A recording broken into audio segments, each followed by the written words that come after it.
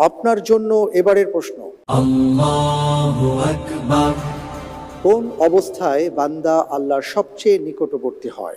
এ, রুকুতে থাকা অবস্থায়, বি, সাজদাতে থাকা অবস্থায়, সি, সিয়ামরত অবস্থায়, ডি, সফরে থাকা অবস্থায়।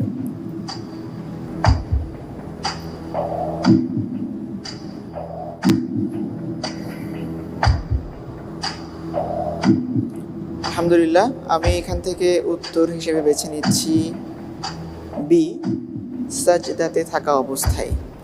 সাজদাতে থাকা অবস্থায় লক জি। করে দিব। লক করে দেব। ফ্রিজ করে দেওয়া হোক। বি, সাজদাতে থাকা অবস্থায় বান্দা আল্লাহর সবচেয়ে নিকটবর্তী হয়। আপনি যে উত্তরটি দিয়েছেন, আপনার উত্তরটি সঠিক উত্তর। আলহামদুলিল্লাহ।